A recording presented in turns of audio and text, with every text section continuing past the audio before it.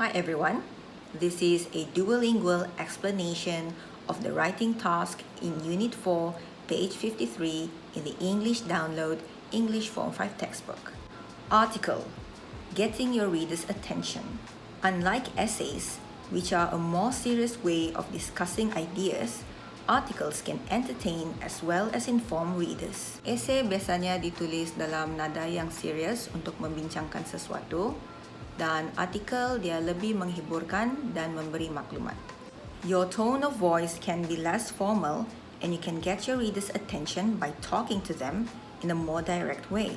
Penulisan artikel tidak berapa formal dan anda boleh tulis seolah-olah kamu bercakap dengan pembaca. Use words like we and us to make readers feel included in what you are writing about and try putting some of your ideas in the form of a question. For example, how would you feel if? Untuk membuat pembaca rasa macam itu artikel dibuat untuk mereka, kita boleh guna perkataan macam we atau us, iaitu kita, dan juga kita tanya mereka soalan. Let's look at the example in exercise 4. Teenage shopping in the 21st century. Look at the first paragraph. How many hours do you spend looking at new gadgets and games you want to buy in your local electronics shop? Dalam pendahuluan ini, pembaca ditanya berapa jam mereka tengok gadget dan game yang mereka mahu beli di kedai.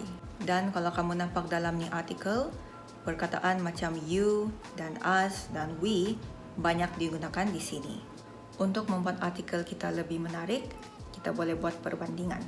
For example here, in the old days, young people often had to turn their music down, change the TV channel, or stop using the family telephone so much. Now, we can chat to friends and keep up with the latest gossip and news or play music whenever we want. Di sini menunjukkan perbandingan apa orang muda buat dulu dan sekarang. Untuk penutup dia pula, satu soalan lagi ditanya kepada pembaca. Now let's look at the question in exercise 6.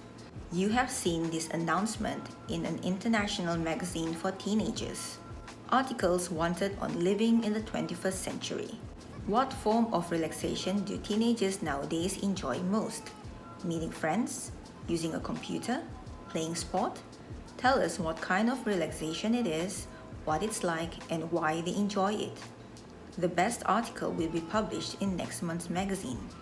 Write your article in 140 to 190 words. Soalan di sini bermaksud artikel diperlukan untuk gaya hidup pada abad ke-21. Apakah remaja pada masa kini buat untuk relax? Adakah berjumpa dengan kawan, menggunakan komputer atau bermain sukan? Nyatakan apa yang remaja buat untuk relax, bagaimana ia dibuat dan mengapa mereka suka.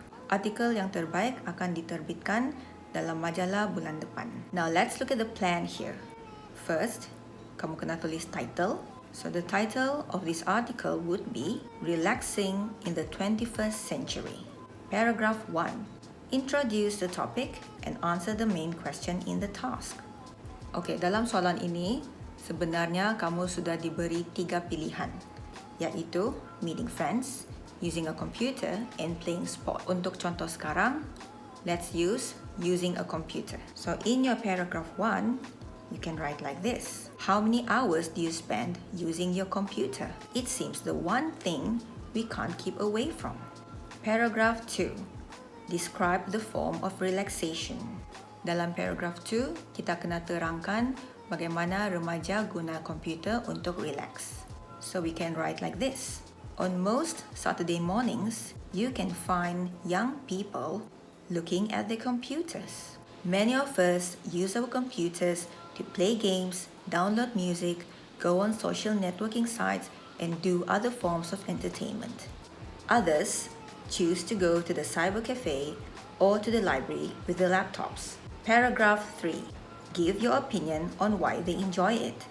Untuk paragraph 3, kamu kena beri pendapat kamu kenapa remaja suka guna komputer.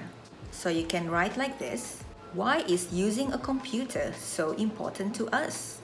I think the main reason is that teenagers today are computer literate. Maksud dia pandai guna komputer. Teenagers have been using computers since they were young. In the old days, young people often read books, play outside, or meet their friends. Now, we can read articles online, play computer games with our friends, and chat with our friends online. Paragraph 4. Conclusion. Comment on your opinion. Untuk penutup, kita boleh komen pendapat kita atau kita boleh tanya soalan lagi. So we can just write this question. The computer is an amazing invention, isn't it? So when you write, don't forget to look at this language bank. Gunalah ayat-ayat ini untuk tanya soalan kepada pembaca dan guna perkataan macam you atau your, we atau our dan us. So I hope you find this video helpful. Thank you for watching.